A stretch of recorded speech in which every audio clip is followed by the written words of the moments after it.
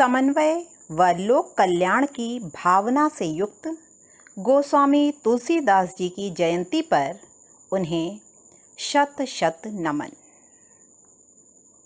तुलसीदास जी का जन्म सन 1532 में बांदा, उत्तर प्रदेश के राजापुर गांव में माना जाता है और इनकी प्रमुख रचनाएं हैं रामचरितमानस, विनय पत्रिका, गीतावली, कृष्ण गीतावली, दोहावली, कवितावली, रामाज्ञा प्रश्न। गोस्वामी तुलसीदास जी के नाम के साथ 37 रचनाएं जुड़ी हैं, परंतु 12 रचनाएं अत्यंत प्रामाणिक और प्रसिद्ध मानी जाती हैं, जिनमें रामचरितमानस, कवितावली, दोहावली, गीतावली, कृष्ण गीतावली, बरवै रामायण, वैराग्य संदीपनी, विनय पत्रिका, जानकी मंगल, पार्वती मंगल इत्यादि हैं। तुलसीदास जी का निधन काशी में सन 1623 में माना जाता है। समन्वय की भावना और लोक कल्याण की भावना तुलसी के काव्य में सर्वत्र दिखाई देती है। उन्होंने राजा, प्रजा, परिवार, भाई, पिता, माता, पुत्र, पत्नी आदि सभी संबंधों को आदर्श रूप तक पहुंचाया है। इसके लिए श्री राम का विविध रूपों में तथा लक्ष्मण, सीता, भरत, दशरथ आदि का आदर्श संबंधों के रूप में चित्रण किया है, ताकि जन साधारण उनका अनुकरण कर अपना कल्याण कर सके। उनकी दृष्टि में राम ही मंगल भावन है। तुलसीदास लोक मर्यादा के कवि हैं। उन्होंने समाज के समक्ष आदर्श संबंध, आदर्श मित्रता, आदर्श भाईचारा आदि को प्रस्तुत करने के लिए राम कथा के महत्वपूर्ण स्थलों का विस्तृत एवं हृदय स्पर्शी चित्रण किया है।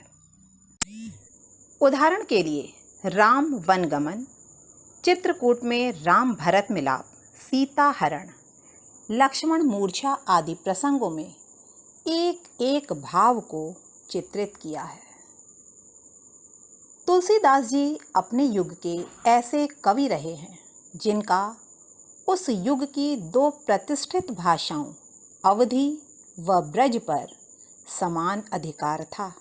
उन्होंने दोनों ही भाषाओं में रचनाएं की। वे लोक मंगल की साधना के कवि के रूप में प्रतिष्ठित हैं। इसका सबसे बड़ा प्रकट प्रमाण तो यही है कि शास्त्रीय भाषा संस्कृत में सर्जन क्षमता होने के बावजूद उन्होंने लोक भाषा अवधी व ब्रज भाषा को साहित्य के माध्यम के रूप में चुना और बुना। तुलसीदास जी की लोक व शास्त्र दोनों में गहरी पैठ है तथा जीवन व जगत की व्यापक अनुभूति और मार्मिक प्रसंगों की उन्हें अचूक समझ है। यह विशेषता उन्हें महाकवि बनाती है और इसी से प्रकृति व जीवन के विविध भावपूर्ण चित्रों से उनका रचना संसार समृद्ध है, विशेषकर रामचरितमानस। इसी से यह हिंदी का अद्वितीय महाकाव्य बनकर उभरा है। इसकी विश्व प्रसिद्ध लोकप्रियता के पीछे सीता राम कथा से अधिक लोक संवेदना और समाज की नैतिक बनावट की समझ है। उनके सीताराम ईश्वर की अपेक्षा तुलसी के देश काल के आदर्शों के अनुरूप मानवीय धरातल पर पुनः श्रेष्ठ चरित्र हैं। तुलसीदास जी के रामचरितमानस की बात की जाए तो इसमें 16,000 से अधिक शब्दों का प्रयोग हुआ है, जो भारतीय भाषाओं में ही नहीं संभवतः विश्व भाषाओं में भी एक रिकॉर्ड है। छंदों पर भी असाधारण अधिकार था। इनके साहित्य में दोहा, चौपाई, सोरठा, छप्पय, पद, कवित्त आदि वार्णिक व मात्रिक छंदों का प्रयोग हुआ है। वर्तमान समय में तो जब संपूर्ण संसार में अशांति है, करोड़ों अरबों की संपत्ति एक दूसरे के विनाश के लिए खर्च की जा रही है, विज्ञान की सारी शक्ति पृथ्वी को शमशान के रूप में परिणत करने में लगी हुई है। संसार के बड़े से बड़े मस्तिष्क संहार के नए नए साधनों को ढूंढ निकालने में व्यस्त हैं। जगत में सुख, शांति एवं प्रेम का प्रसार करने तथा भगवत कृपा को उतारने के लिए रामचरितमानस का अनुशीलन और अवलंबन परम आवश्यक है।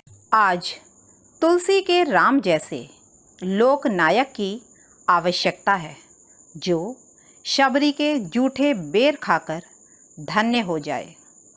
ऐसे राम की आवश्यकता है जिन्होंने अवध से लेकर लंका तक केवल समता का महामंत्र फूंका।